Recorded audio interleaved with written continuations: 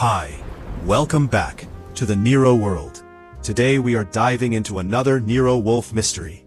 Smart, sharp, and worth every minute. The rain had been coming down since noon, in that patient, undramatic way that soaks a man to the bone before he notices he's wet. And I was 3 paragraphs into the box scores when the doorbell rang. I looked at the clock.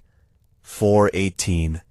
Wolfe was upstairs with the orchids until 6, which meant whoever was leaning on that bell button was going to have to deal with me first, and possibly only. I went to the hall and did what I always do, which is look before I leap. Through the one-way glass panel I saw a woman standing on the stoop, with her collar up and her chin down, the posture of someone who had rehearsed dignity and was losing the argument with the weather. Expensive coat. Wrong shoes for rain. I opened the door. "Mr. Wolfe's residence?" "That's the general idea," I said. "Come in before you drown on the doorstep. It'll save everyone the paperwork." She came in, and I helped her out of the coat. And underneath it, she was somewhere north of 50, and dressed like money that had recently been worried about staying money.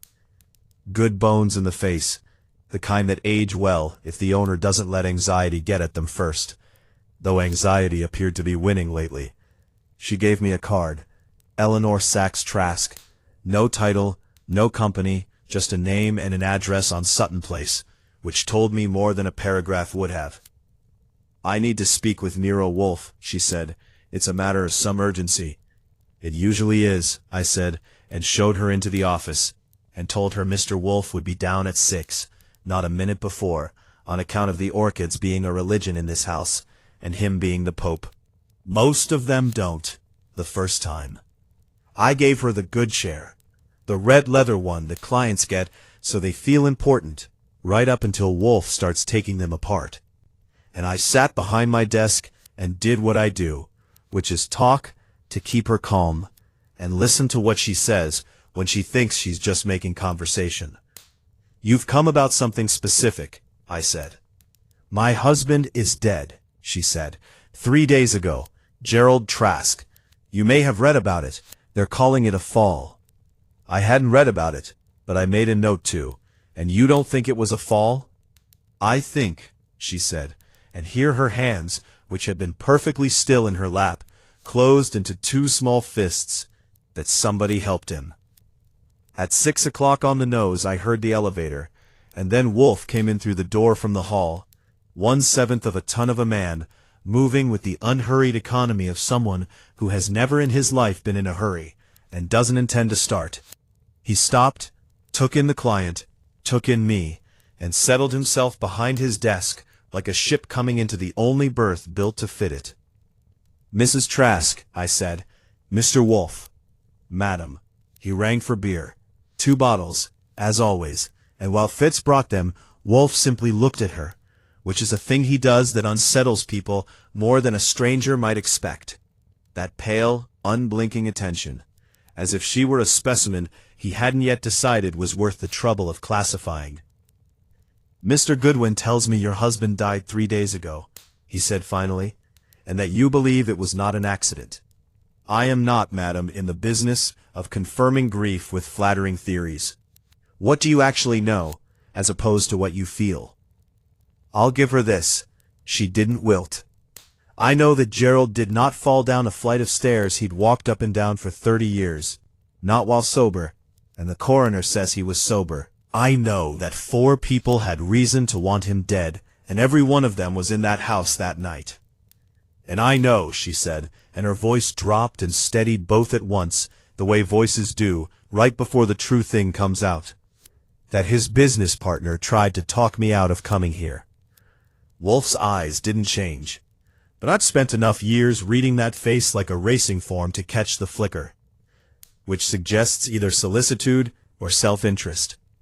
Who are these 4 people, and what did each of them stand to gain? She had the list ready, the way people who've spent 3 sleepless nights building a case in their heads always do. Gerald Trask had run an import business specializing of all things in amber, Baltic amber, museum grade, the kind that goes for absurd money to collectors and jewelers who know their business. His partner, a man named Julius Ferrand, had been angling for control of the company for 2 years. His son from a first marriage, Colin, had been cut out of the will after a very public falling out 18 months back, and had, according to Mrs. Trask, been quietly asking around about getting reinstated. There was a woman, Louise Perrine, who ran the appraisal side of things, and who Mrs. Trask suspected, with the particular precision of a wife who has done her homework, of having been rather more than an employee to her husband.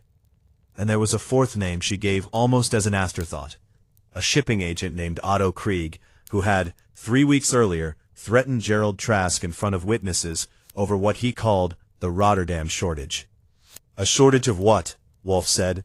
Amber. A shipment came in short. Gerald said it was a clerical error. Krieg didn't believe him. Wolfe drank beer and set the glass down with the particular precision that meant he was already 3 moves ahead and irritated that the pieces weren't yet lined up to his liking. Madam, you have handed me 4 suspects and a business dispute about semi-precious tree resin, none of which yet constitutes murder. What do the police say? That's all they say. Her fists in her lap tightened again. I need someone to look harder than they're willing to. I do not look, madam. Mr. Goodwin looks. I sit and I think, and occasionally I am right, which is the only justification for the fee I am about to name, and it will not be modest. He named it. She didn't blink, which told me something about the Trask estate, or her determination, or both. She left 40 minutes later, having answered every question Wolfe put to her, with more composure than I'd expected, and no more information than she'd started with, which is often the case with clients. They know exactly what frightens them, and remarkably little about why. I showed her out, came back, and found Wolfe with his eyes closed, which meant he was either asleep or thinking, and with Wolfe those 2 states can look identical from across a room. You took the case, I said. 4 days ago you told me you had no interest in another matter before the spring show. I took the retainer, he said, without opening his eyes, which is a different transaction. Archie, tell me what struck you. She's scared of one of those 4 people specifically, and hedging on the other 3 to cover it. Yes. He opened his eyes. And she has told us everything except the one fact she came here intending to withhold, which is invariably the fact that matters. Get me whatever exists on Gerald Trask, on Julius Ferrand, and on this business of amber shortages at Rotterdam. Tomorrow I want the Sun and the appraiser in this office, separately, and I want you to arrange it so neither knows the other has been asked. And Krieg? Mr. Krieg threatened a man in public, and let a dozen witnesses hear him do it. That is not the behavior of a man planning to kill him quietly on a staircase. It is, however, the behavior of a man who wants everyone to assume exactly what you are assuming right now. He picked up his book. Tomorrow will require you to be more perceptive than usual, which I realize is asking a good deal. I went up the stairs. Gerald Trask apparently hadn't managed, thinking that for a case built on tree sap and a fall nobody witnessed, Wolfe seemed awfully sure there was a great deal more of it waiting underneath the surface, which, if you know anything about amber, is generally where the interesting things get preserved. By 9 the next morning, I'd pulled together what the newspapers and a couple of phone calls could tell me about Gerald Trask, Ferrand and Trask importers, and the peculiar economics of Baltic amber. And by 10, I had Colin Trask sitting in the office in the chair his stepmother had occupied the day before, looking like a man who dressed carefully for an occasion he was pretending not to take seriously.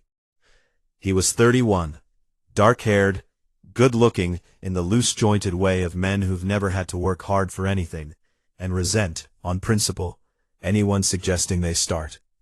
He'd arrived 12 minutes early, which I noted, because people who are innocent of a thing tend to run late out of simple unconcern, and people who are guilty of something tend to arrive early because waiting alone is worse than being watched. Wolfe came down at 11, settled behind his desk, rang for beer, and regarded Colin Trask with the expression of a man examining a wine he suspects has been watered. Your father died 3 days ago, Wolfe said. Please accept my condolences, insincere as they will necessarily sound, and then tell me why you were asking Julius Ferrand's secretary, as recently as 2 weeks ago, about the terms of your father's will. I have to give the kid credit. He only flinched for about half a second. Who told you that? No one told me. Mr. Goodwin's inquiries this morning did. Answer the question. I wanted to know where I stood. Is that a crime? It depends entirely, Wolfe said, on what you intended to do about where you stood. You were disinherited 18 months ago after what I understand was a considerable public quarrel. What was the quarrel about? Colin looked at his hands, then at me, as if I might be an easier audience, and found out fast that I wasn't. My father thought I was living off him. I thought I was his son. We disagreed about which of those things mattered more. And in the 18 months since, have your circumstances improved? I've got a job now, if that's what you're asking. It is not remotely what I was asking, but I will accept the evasion as its own kind of answer. Wolfe drank, set the glass down. Where were you the night your father died? At my apartment. Alone. Convenient, I said, mostly to see what it would shake loose. Inconvenient, actually, since apparently nobody can vouch for me and everybody in that house that night can vouch for each other. There was an edge in it now, something real coming up under the rehearsed calm. You want to know who benefits from my father falling down a staircase? Ask Ferrand. Ferrand's owned 60% of that company on paper for 2 years and 40% in practice, because my father wouldn't let go of the real decisions. Ask Louise Perrine, who valued every piece of amber that ever came through that warehouse, and who my father trusted with numbers he wouldn't even show his own accountant. I got cut out of a will. They got cut in on a business. Which one of those sounds like a better motive to you? Wolfe let that sit a moment, which is a thing he does when someone said something worth the silence. You are remarkably well informed about your father's business arrangements for a son he disowned. I still talk to people. It's not illegal. No, Wolfe agreed. Merely suggestive. One more matter. The amber shortage at Rotterdam. What do you know of it? For the first time, Colin actually hesitated, and it was the kind of hesitation that isn't calculation. It's genuine surprise that the question got asked at all. I don't know anything about that. Why would I? I don't know that you would, Wolfe said. That is precisely why I asked. He rang the bell that meant he was finished, which is his way of ending an interview without the tedium of saying goodbye. And Colin Trask left looking considerably less pleased with himself than when he'd arrived 12 minutes early. Louise Perrine came in at 2, and she was a different proposition altogether. 40 or thereabouts, dressed like a woman who understood exactly what her clothes were supposed to communicate, and had gotten the message right, with the kind of composed, watchful stillness you find in people who spend their working lives appraising the worth of things, and have gotten in the habit of doing it to people too. She sat, declined the offer of a drink, and waited for Wolfe with her hands folded, and I thought, here's one who isn't going to give us anything she hasn't already decided to give. Mrs. Trask believes her husband was murdered, Wolfe said without preamble, which is his way of testing a reaction before the subjects had time to build defenses. Trask, well, I understand. Professionally, and, according to his widow, otherwise. If that landed, she didn't show it, which in itself told me something. Eleanor thinks a great many things about my relationship with Gerald that aren't true. We worked together for 9 years. I valued his amber. That's the whole of it. 9 years is a long professional intimacy, Wolfe said. Tell me about the Rotterdam shipment. That one landed. Not much, a fractional change in the set of her shoulders, but I've watched enough people across that room to know a hit when I see one. There was a shortage in a shipment 3 weeks ago. Gerald said it was a paperwork error at the shipping end. I appraised what actually arrived, and it matched the corrected manifest exactly. And the original manifest? Called for roughly 40% more material than arrived. She said it evenly, the way you'd state a measurement, which is either exactly what an honest appraiser sounds like, or exactly what a careful liar practices sounding like. 40% of museum-grade Baltic amber does not simply evaporate in transit, Miss Perrine. What is your professional opinion as to where it went? My professional opinion is that it's not my job to have one. I value what's in front of me. An admirably narrow construction of your duties, Wolfe said, which I do not for a moment believe reflects the actual scope of your curiosity. Otto Krieg threatened Mr. Trask over this shortage, in public, which suggests Mr. Krieg believed the material had gone missing on the shipping side, under his responsibility, or else that Mr. Trask was using him as a convenient scapegoat for a fiction. Which do you believe? She looked at Wolfe for a long moment, and when she answered her voice had dropped its careful evenness by half a degree, which for a woman like that was practically a shout. I believe Gerald was cleverer than everyone in that house gave him credit for, right up until 3 days ago, when apparently he wasn't clever enough. That is the first true thing you have said to me, Miss Perrine, and I notice you said it about the dead man's cleverness, rather than about his death. Where were you the night he died? At the house. We all were. Eleanor's account will match mine. We were in the drawing room until nearly 11, and then everyone went up. Gerald went down to his study. That staircase is the only way down from the bedrooms to that wing. She stood, smoothing her skirt, done volunteering anything further. I've told the police all of this. I don't know what you expect me to add. I expect nothing yet, Wolfe said. I am still assembling the shape of the thing before I ask what fills it. He didn't rise, which he never does, and I showed her out. And when I came back, Wolfe was sitting with his fingers laced over the shelf of his stomach, an expression on his face that I'd learned over the years to translate roughly as something here does not match its own description. Well, I said.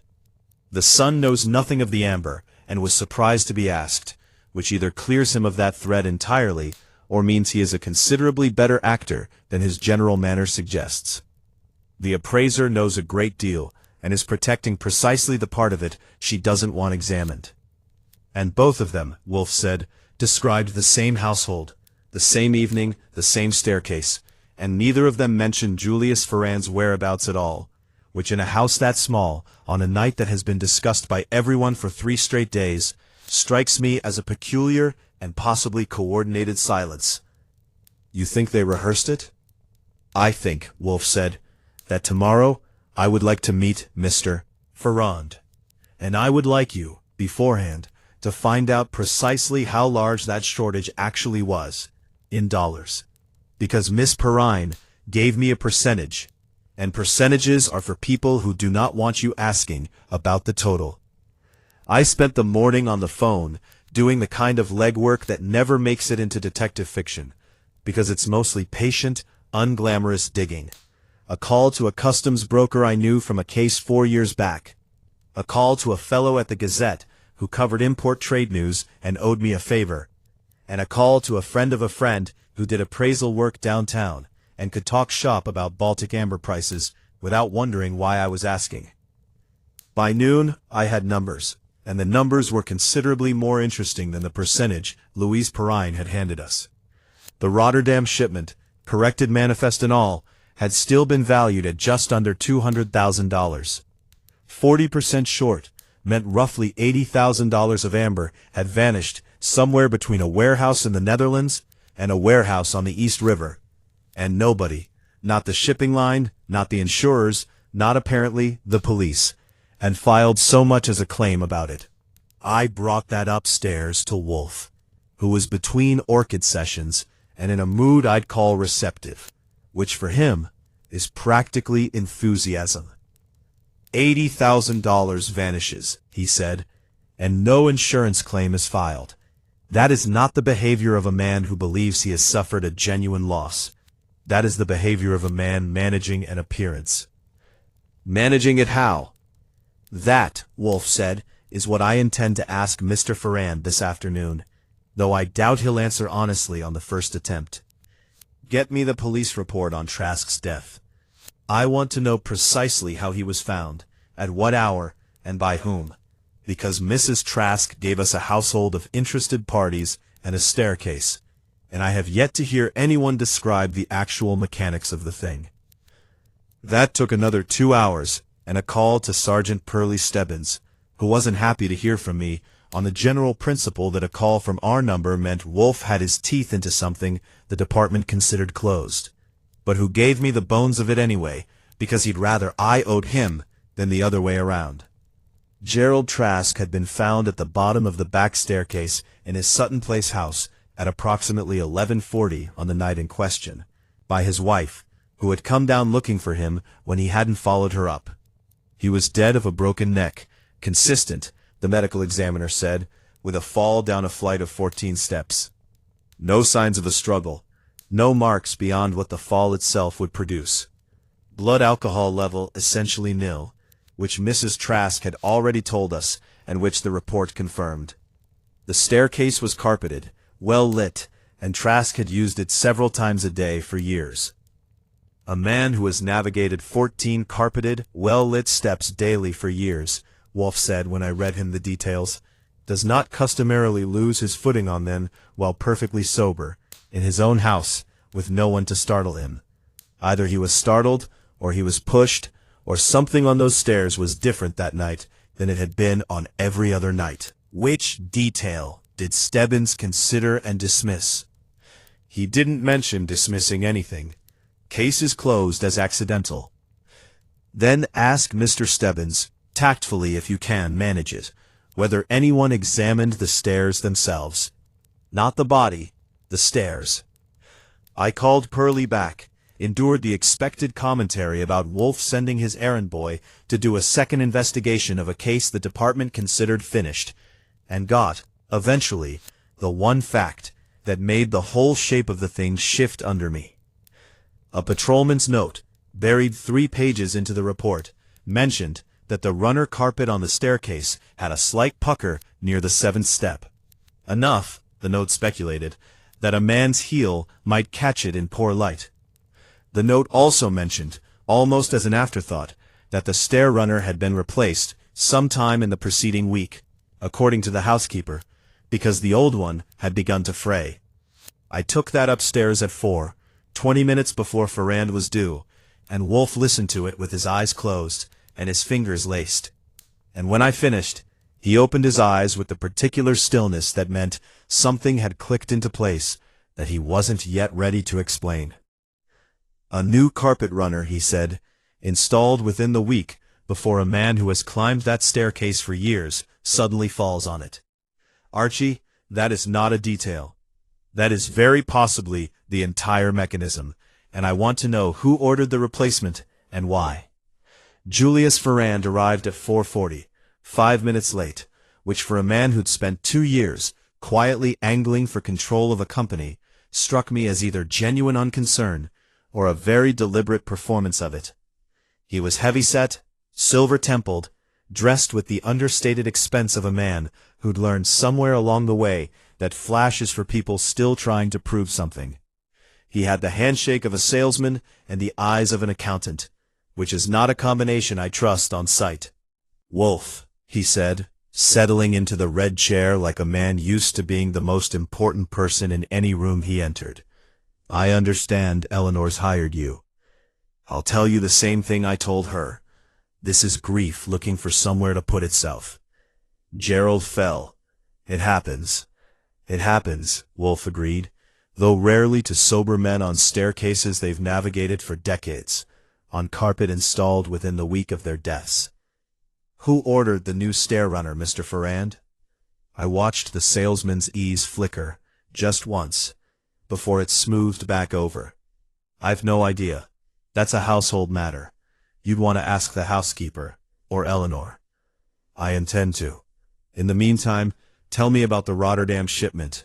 $80,000 of amber, unaccounted for, and no insurance claim filed. That is a curious silence for a business partner to keep about a significant loss." "It wasn't a loss. It was a paperwork discrepancy at the port of origin. The original manifest was inflated by a clerk's error, and Gerald and I agreed there was no point making a fuss over an internal filing mistake." "An $80,000 filing mistake seems the precise sort of thing over which a fuss is customarily made," Wolfe said, "particularly by a man angling, as I understand you have been for 2 years, to acquire controlling interest in the company that mistake would otherwise have to absorb as a loss on its books."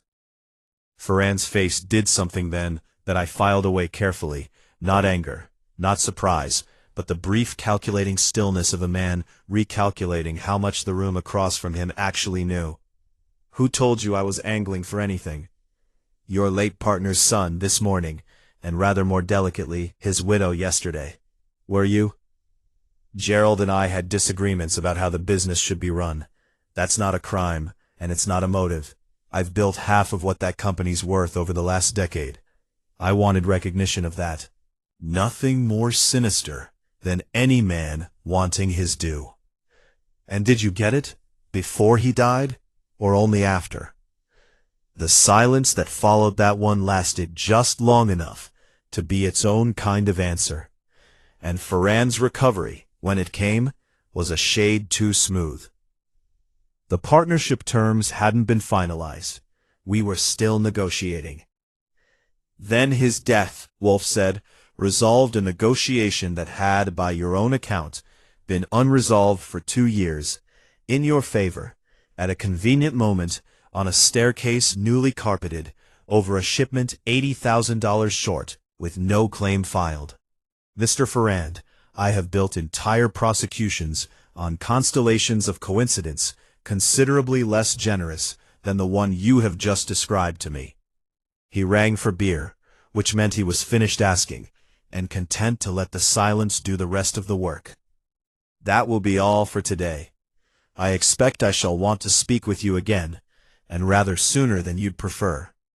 Ferrand left with considerably less of the salesman's polish than he'd walked in with, and I came back to find Wolfe staring at the ceiling, with the specific stillness that meant a theory was assembling itself somewhere behind that broad, calm face, piece by piece, faster than he was willing to say out loud just yet. Archie, he said finally, tomorrow I want to know who in that household actually placed the order for the new stair carpet, and I want to know it before Mr. Ferrand or Miss Perrine has a chance to agree on an answer between them. The housekeeper's name was Mrs. Bell, and getting her into the brownstone took some doing, since housekeepers of the old school don't take kindly to being summoned like suspects, and Mrs. Bell was very much of the old school. I finally got her there at 11 the next morning, by the simple expedient of calling Eleanor Trask and letting her do the persuading, which worked considerably faster than anything I could have managed on my own. She was a compact, gray-haired woman of about 60, with the permanently braced posture of someone who has spent 30 years managing other people's households and has stopped being surprised by anything that happens in them. She sat in the red chair, like she disapproved of its comfort on principle. I don't see what business it is of anyone's, she said, before Wolfe had asked a single question. Who ordered a length of stair carpet? Indulge me, Wolfe said. Who did? Miss Perrine. She said the old runner was fraying and it was a hazard. And she was quite right. It was. You could see the wear yourself if you looked. She had it ordered and installed a week before Mr. Trask died. There's nothing sinister in a housekeeper replacing a worn carpet, Mr. Wolfe, whatever you're implying. I imply nothing yet. I merely collect facts, and this is a useful one. Did Miss Perrine choose the installer, or did the household's usual tradesman do the work?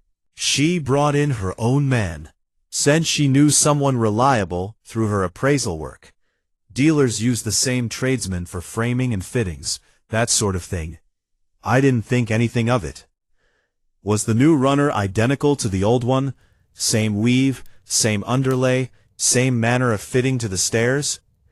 Mrs. Bell frowned, and for the first time something like genuine thought crossed her face, rather than mere disapproval.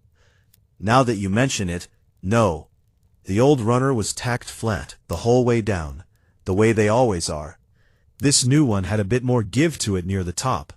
I remember thinking it seemed loose, and I said something to Miss Perrine about it, and she said it would settle in a few days on its own. Did it? I don't know that anyone checked. Mr. Trask died 5 days after it went in.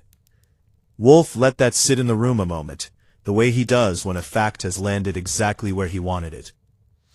One further question, Mrs. Bell, and I ask you to answer with precision rather than discretion. On the night Mr. Trask died, Who was the last person seen with him before he went down to his study? Miss Perrine, she said, and then, as if hearing herself, added quickly, but that's nothing unusual. They often went over the day's appraisals together before he retired for the night. She followed him out of the drawing room a few minutes before he went down the back stairs. I saw them in the hall myself. Thank you, Mrs. Bell. You have been considerably more useful than you intended to be. He rang the bell that meant she was dismissed, and I showed her out, and when I came back, Wolfe had the look of a man watching the last pieces of a puzzle slide into a shape he already suspected, but hadn't yet proven. A loose new carpet, installed by a tradesman of Miss Perrine's choosing, on stairs that had been safe for years, he said, and Miss Perrine, by the housekeeper's own account, the last person with him before he descended. Archie, I want her back here this afternoon, and I want Ferrand present as well, in the same room at the same time. I intend to watch what happens when each hears what the other has said. They arrived within 10 minutes of each other, Ferrand first, settling into his chair with the wary alertness of a man who's had a night to think over yesterday's conversation, and doesn't like where his own thoughts led him. Louise Perrine came in composed as ever, though I noticed she chose the chair furthest from Ferrand's, without seeming to choose it at all, which told me something about the actual temperature of whatever understanding existed between them. I have spoken with your housekeeper, Wolfe said, without preliminary, addressing Miss Perrine directly. She tells me you ordered the replacement of the stair runner 5 days before Mr. Trask's death, using a tradesman of your own selection, and that the new installation was noticeably loose near the top of the stairs, loose enough that Mrs. Bell remarked on it to you directly. The old runner was worn through in places. I did what any responsible person in that household would have done. Her voice was even, but her hands, I noticed, had gone still in her lap, in the particular way of someone concentrating hard on keeping them still. I do not dispute the wisdom of replacing a worn carpet. I dispute the coincidence of a newly loosened stair runner preceding, by 5 days, the death of a man who fell to his death on precisely that staircase, having been, by the housekeeper's account, in your company only minutes before he descended it. That's an outrageous. It is an observation, Miss Perrine, and outrage is not an answer to it. Wolfe turned, unhurried, to Ferrand. You told me yesterday that the Rotterdam shortage was a clerical error at the port of origin, agreed upon between yourself and Mr. Trask. Miss Perrine, in this same office, told me the appraised value of what actually arrived matched a corrected manifest exactly, which means someone, somewhere along that shipment's journey, produced a second, false manifest to account for material that had in fact been diverted before it ever reached your warehouse. That is not a clerical error. That is a deliberate substitution, requiring the cooperation of at least one party at either end of the transaction, and I should think considerable trust between them. The silence that followed was the kind that has weight to it, and I watched Ferrand's eyes cut sideways toward Louise Perrine. Just once, fast, before he caught himself. I don't know what you're suggesting, Ferrand said. I am suggesting that $80,000 of amber left a warehouse in Rotterdam and did not arrive in New York, and that the only person in this house professionally equipped to both recognize the discrepancy and disguise it with a corrected manifest is the same person who, 5 days before Mr. Trask's death, arranged for a loose stair runner to be installed on the one staircase he used every night of his life. Miss Perrine, did Mr. Trask discover the discrepancy in the Rotterdam shipment himself, or did you tell him? I told him. It came out fast, almost before she decided to say it, and once it was out, there was no taking it back, which is exactly the effect Wolfe had been building toward with every question that preceded it. I told him, because it was my job to tell him. He was going to handle it quietly. He said as much to me. He wasn't going to ruin Julius over a mistake. A generous instinct, Wolfe said, for a man who then died 5 days later, on stairs you had arranged to have replaced, in your company, only minutes before his fall. Was Mr. Trask, in fact, planning to handle the matter quietly, Miss Perrine? Or was he planning to confront Mr. Ferrand with it the following week, as I understand from another source entirely, and had told you so that very night? Louise Perrine's composure, which had held through every question before it, finally broke. Not into tears, but into something colder and more frightened. And she looked at Ferrand with an expression that told me, more clearly than any confession could have, exactly whose idea the carpet had been, and exactly who had spent 2 days since regretting it. "I want to speak to a lawyer," she said. "That," Wolfe said, "is very possibly the first entirely sensible thing anyone in this matter has said to me." And he rang the bell. And neither Ferrand nor Perrine said another word to each other on their way out, which told me the partnership, whatever else it had been, was very much at its end. Wolfe doesn't leave the house for casework. Orchids from 9 to 11 and 4 to 6. Meals on schedule. That damned yellow chair enthroned behind his desk like it's bolted to the floorboards. Which means when a case needs feet on pavement, the feet in question are mine. I spent the better part of the next day doing exactly that, and by evening I had enough to put a fair-sized dent in the tidy little theory Wolfe had built around Ferrand and Perrine the afternoon before. I started with the obvious, Sutton Place, and the doorman at the building 2 doors down from the Trask house. A fellow named Aldo, who'd been on the night shift 11 years, and had the kind of memory doormen develop out of sheer boredom. Faces, times, the particular rhythm of a block after dark.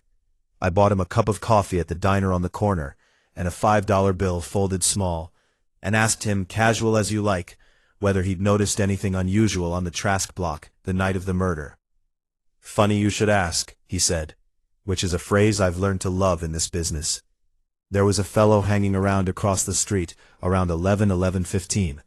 Didn't go in anywhere, didn't ring any bells, just stood by the lamppost like he was working up his nerve. Then he crossed over and went up the Trask steps. I remember, on account of I was waiting on a cab for Mrs. Harriot upstairs, and had nothing else to look at. Get a look at him?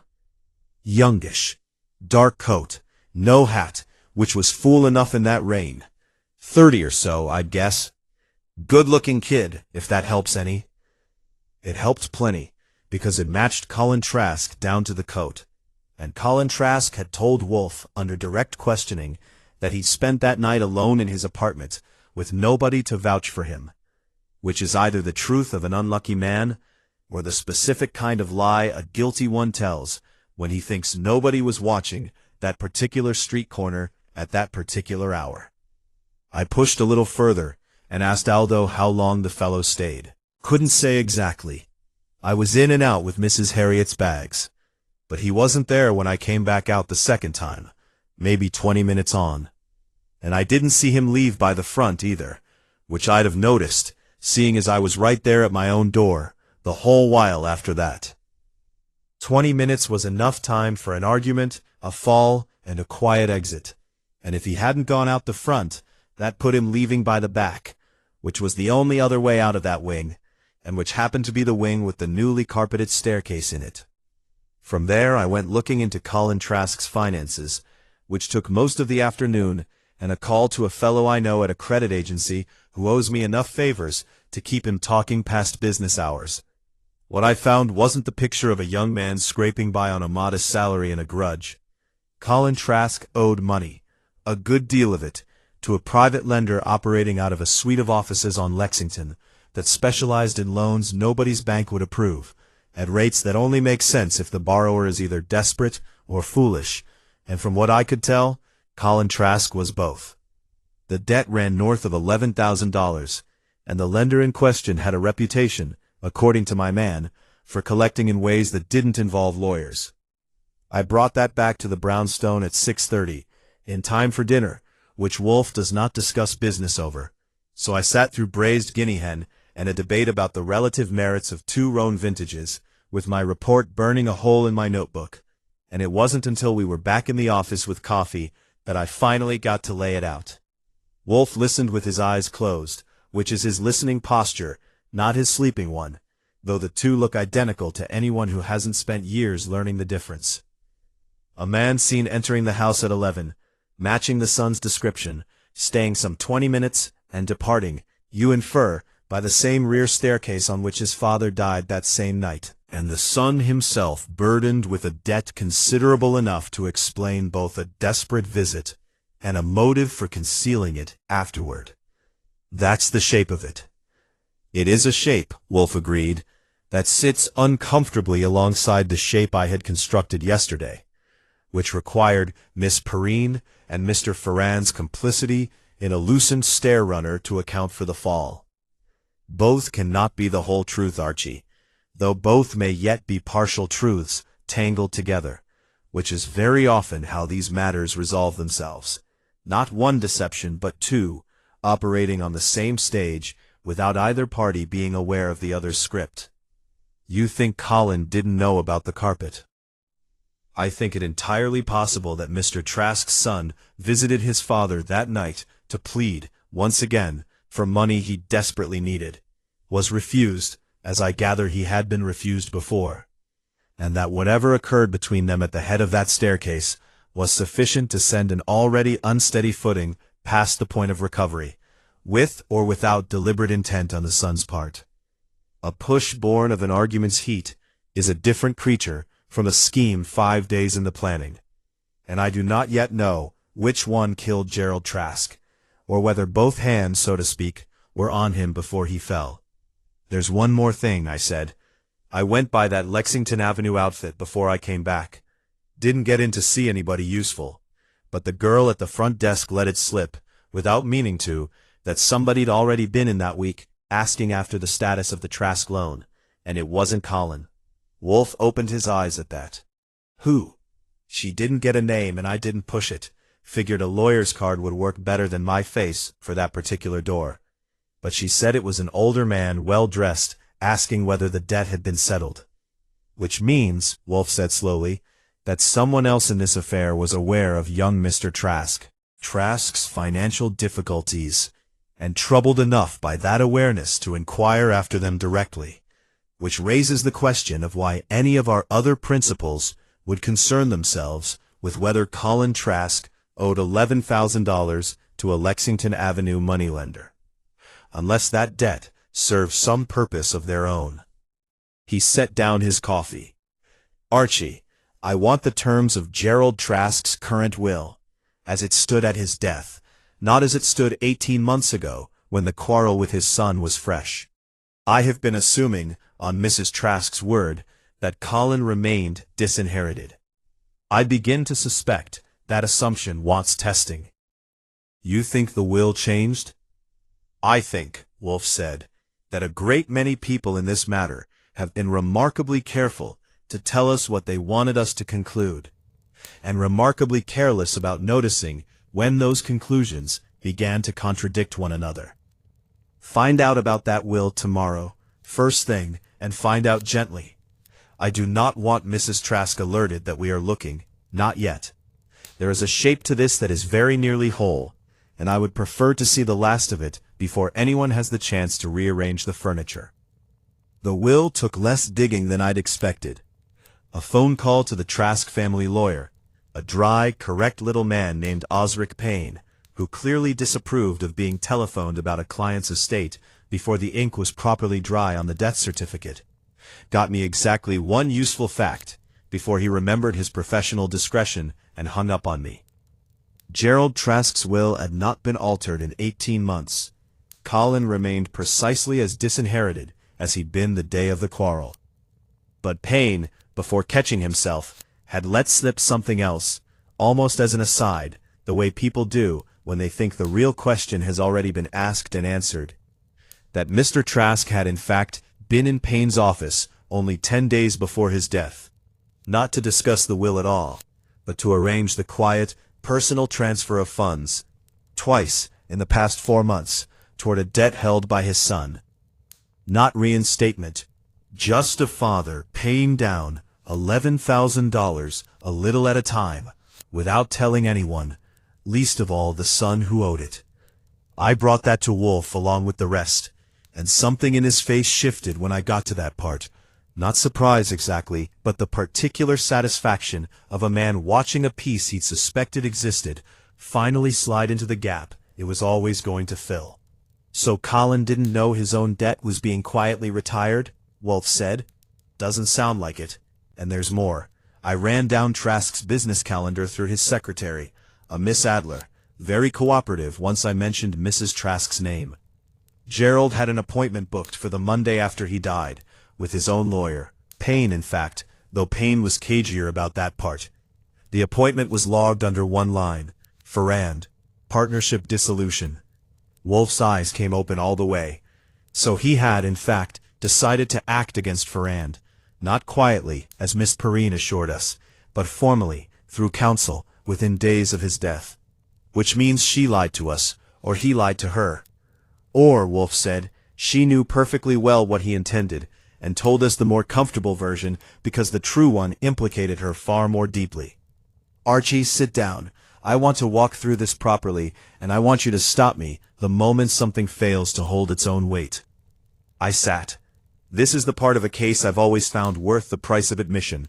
Wolfe, with his eyes half closed, laying the pieces out one after another, like a man dealing himself a hand of solitaire he already half knows the answer to, except he's willing to be proven wrong, which is more than most men manage.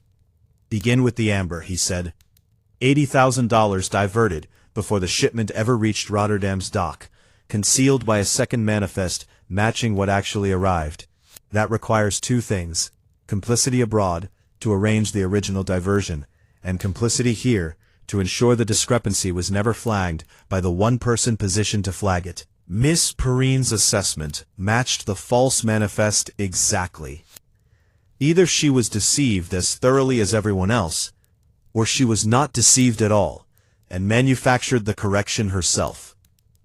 She told us she wasn't deceived, said the appraised value matched the corrected manifest exactly, like she was proud of the precision. An appraiser's vanity showing through her caution. Yes.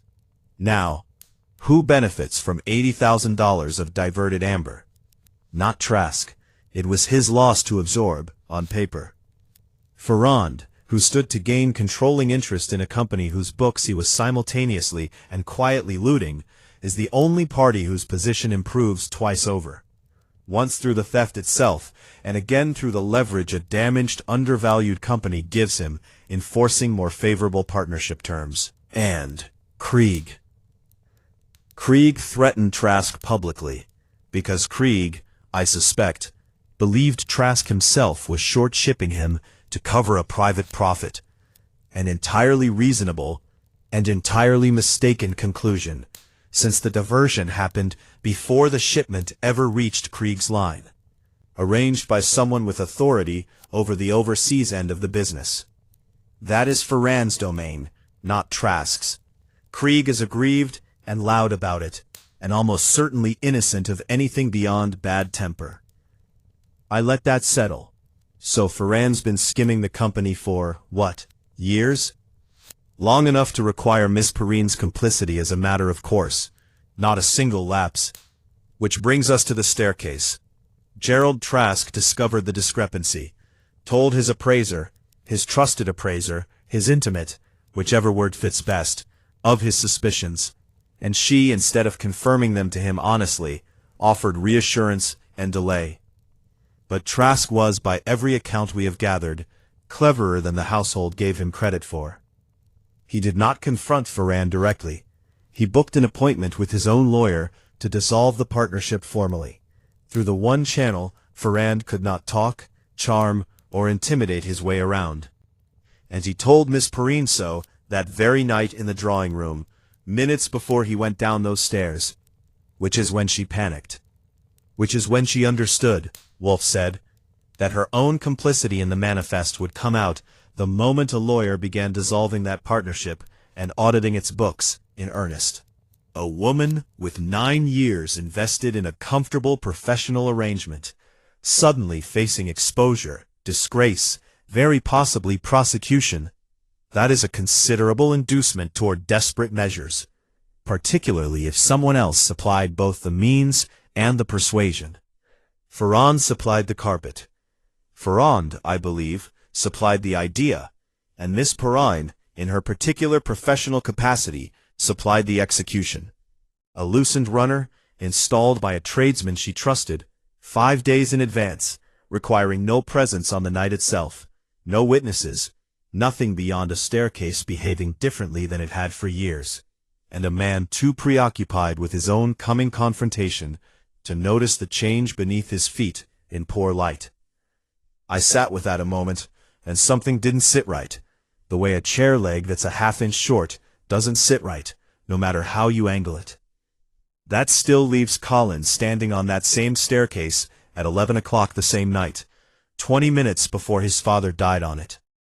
It does, Wolfe agreed, and that is the piece I confess troubles me most, because it is either the cruelest coincidence in this entire affair, or it is not a coincidence at all. Archie, the moneylender's office, the man who came in asking whether Collins' debt had been settled, well-dressed, older, no name given. Did your girl at the desk say when precisely that inquiry was made? I checked my notes. 4 days before Trask died. Wolfe's eyes closed again, and this time he was quiet long enough that I nearly asked him what he'd found before he spoke, slow and deliberate, the way he does when he's testing a conclusion by saying it aloud for the first time. 4 days before, which means someone wished to know very shortly before Gerald Trask's death precisely how much financial pressure young Colin Trask remained under.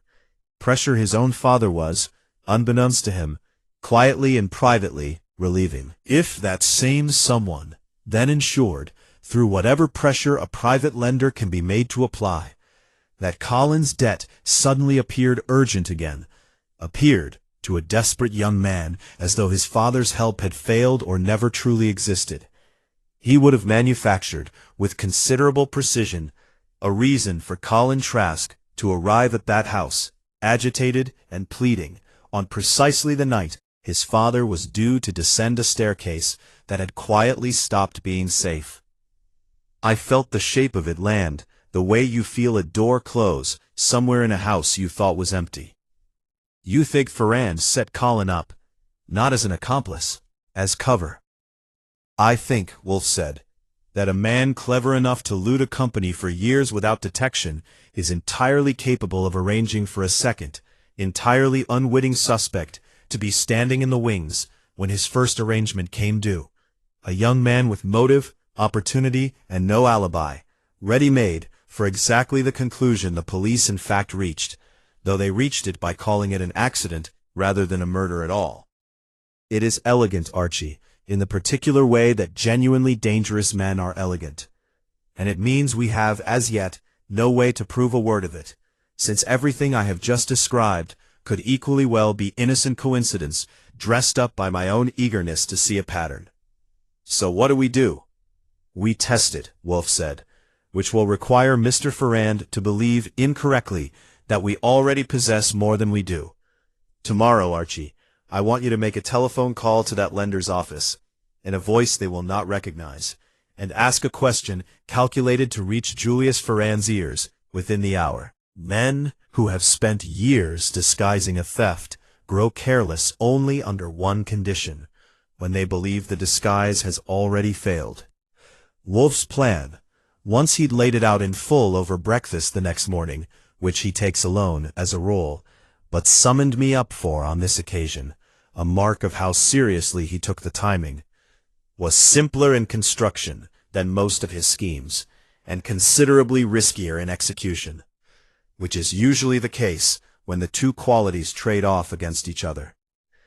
I was to call the Lexington Avenue lending office, not as Archie Goodwin, private investigator, but as a lawyer's clerk named Harmon, representing an unnamed client interested in the full history of transactions on the Trask account, including any third-party inquiries made in recent weeks.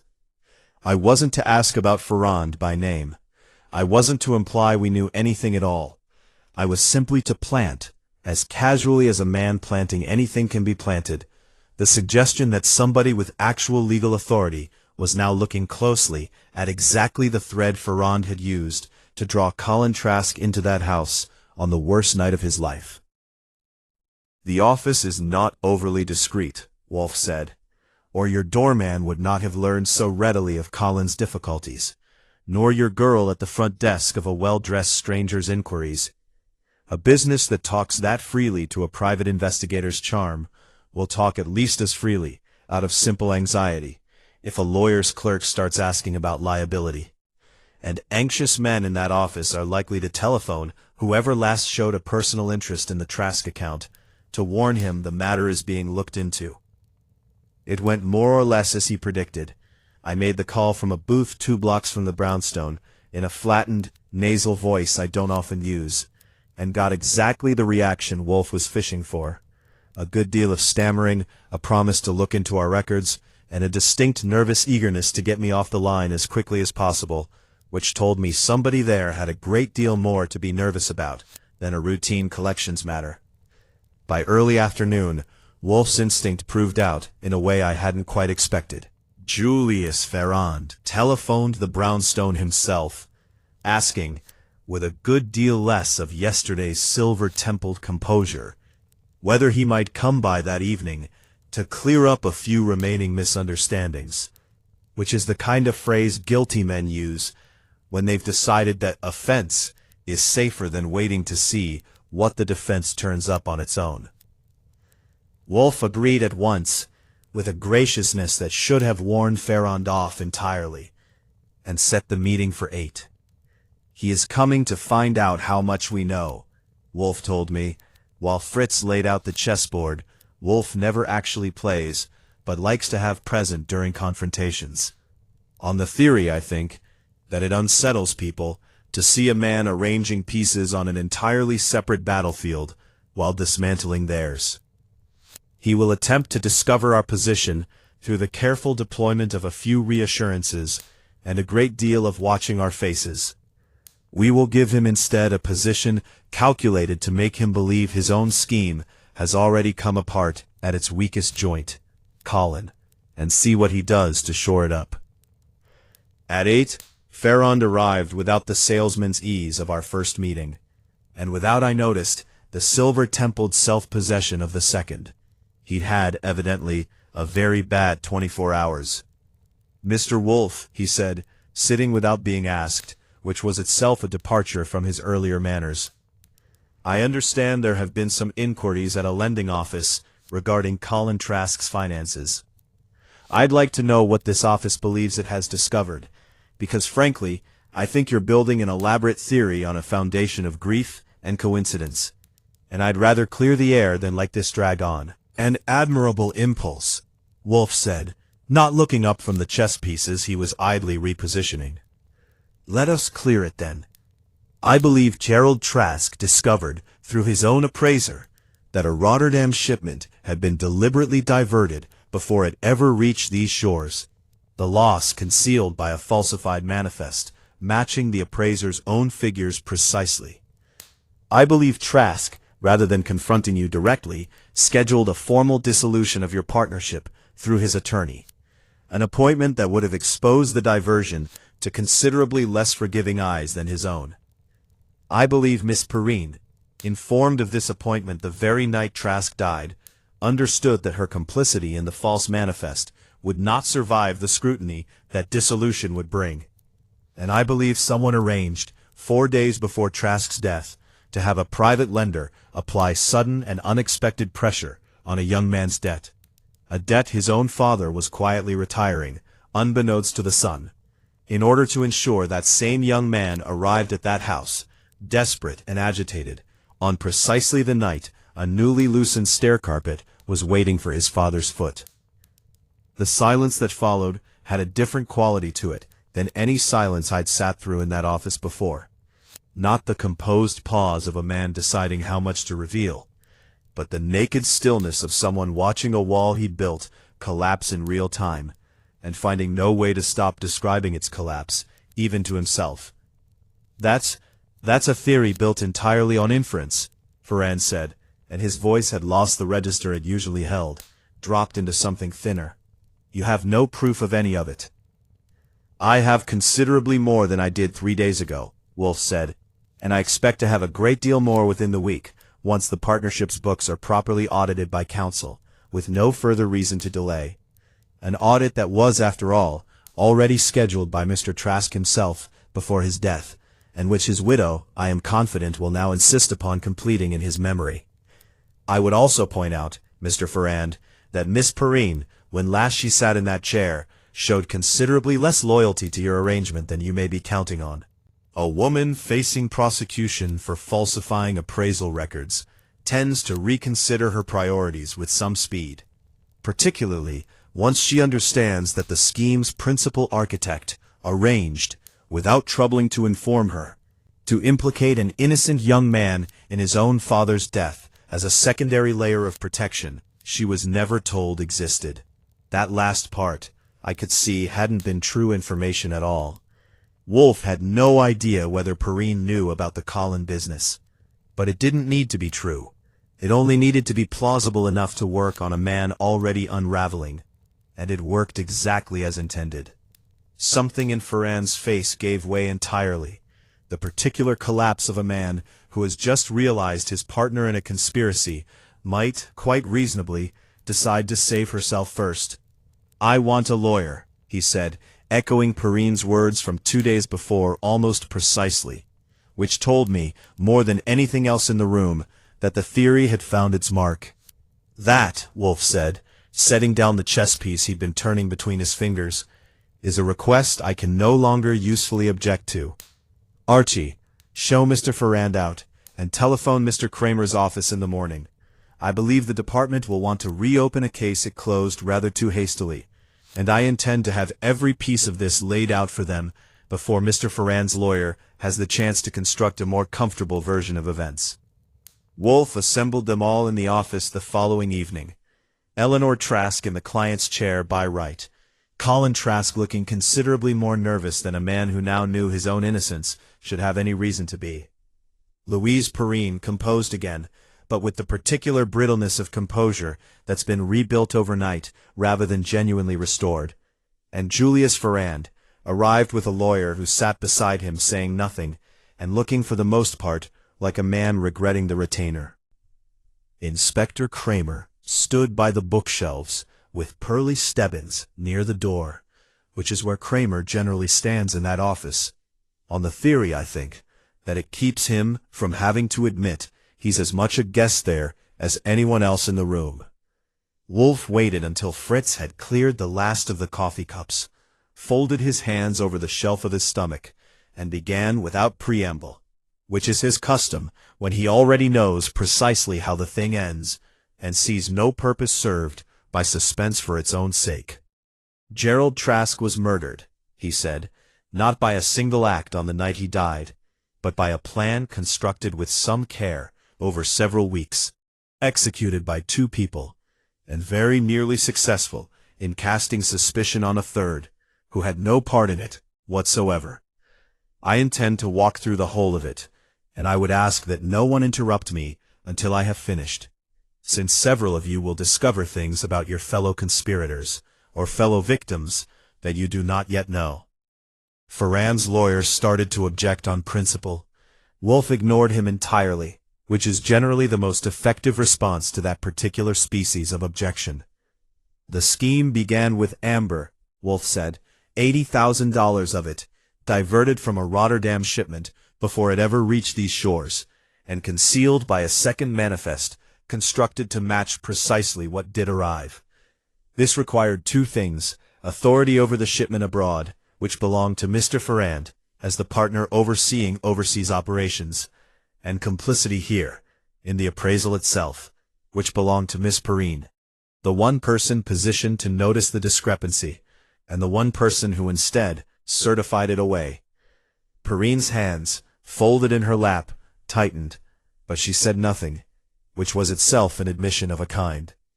Gerald Trask discovered the deception regardless, a man, I gather, considerably shrewder than his household gave him credit for. Rather than confront his partner directly, which would have invited denial and delay, he did the one thing Mr. Ferrand could not talk his way around. He engaged his own attorney to dissolve the partnership formally, an appointment logged for the Monday following his death, which would have brought an audit, and with it, near certain exposure of the theft. He told Miss Perrine of this appointment the same evening he died, in the drawing room, some minutes before he went down to his study. And it was at that moment, I believe, that Miss Perrin understood her own complicity would not survive the coming scrutiny, and communicated as much, that same night, or very shortly after, to Mr. Ferrand. "This is speculation," Ferrand's lawyer said. "None of this." "It was speculation," Wolfe said, "until this morning, when Inspector Kramer's people examined the stair runner removed from the Trask house and found it had been fitted with backing deliberately undersized for the tread beneath it. Not a manufacturing flaw, not an installer's carelessness, but a fitting engineered to shift underfoot precisely where a man descending in poor light would place his weight. The tradesman who performed the installation has, I understand, already provided a statement to the inspector regarding who engaged his services and what specifically he was instructed to do. Kramer, from his post by the bookshelves, confirmed it with a single flat nod, which was as close as he generally came to volunteering information in Wolfe's office rather than extracting it. Miss Perrin arranged the installation 5 days before Mr. Trask's death, Wolfe continued, using a tradesman known to her through her appraisal work, at what I now believe was Mr. Ferrand's specific instruction, since the mechanism itself required exactly the kind of technical knowledge, of materials, of fitting, of how such a defect might escape casual notice, that fell within Mr. Ferrand's own experience overseeing the physical handling of imported goods, rather than Miss Perrin's. "That's not," Perrin started, and then stopped herself, which told me nearly as much as if she'd finished the sentence. "There remains," Wolfe said, turning now toward Colin Trask, who had gone very still in his chair, "the matter of your presence in that house at 11 o'clock the night your father died, Mr. Trask." "Trask. A presence witnessed by a doorman 2 buildings down, and one you concealed from this office when first questioned, out of what I take to have been simple fear that the truth would look precisely as damning as it in fact appeared." "I didn't kill my father," Colin said, low and fast, like a man saying a thing for perhaps the 100th time in his own head. "No," Wolfe agreed, "you did not. And I believe I can now tell you why you were there at all, which I suspect you yourself have never fully understood. 4 days before your father's death, a well-dressed stranger visited the lending office holding your debt, and inquired specifically whether it had been settled.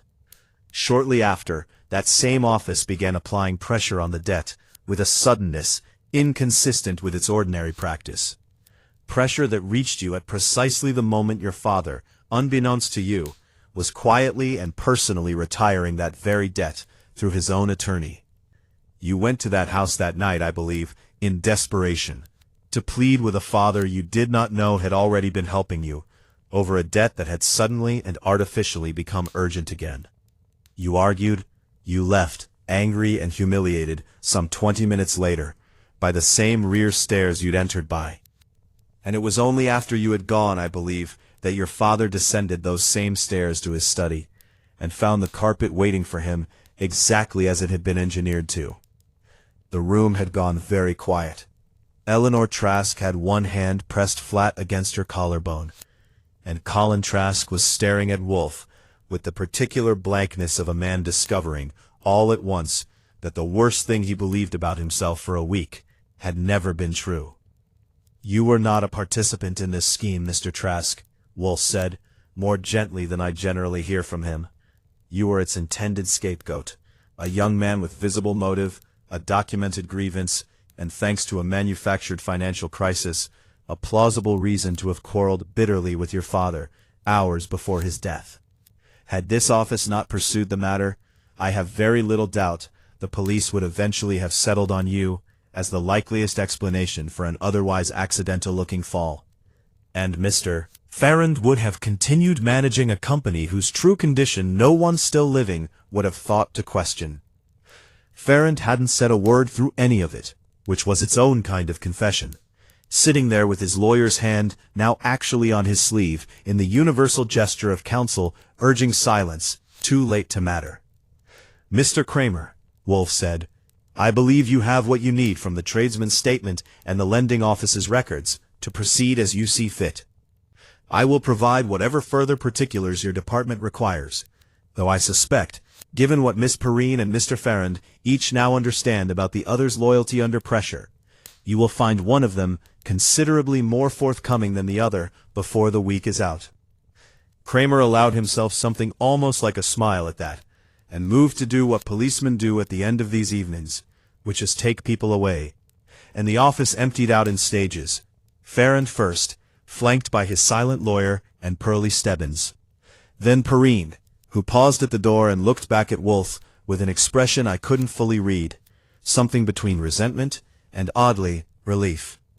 Then Kramer himself, with the particular reluctant civility of a man who'd have preferred to solve it his own way, and knew perfectly well he hadn't. That left Eleanor Trask and her stepson, who stood together a moment in a silence that had nothing performed about it at all. And then Colin said quietly, to nobody in particular, he was paying it off, the whole time. He never said a word. "No," Eleanor said, "he wouldn't have." They left together, which struck me as the one genuinely good thing to come out of the whole business.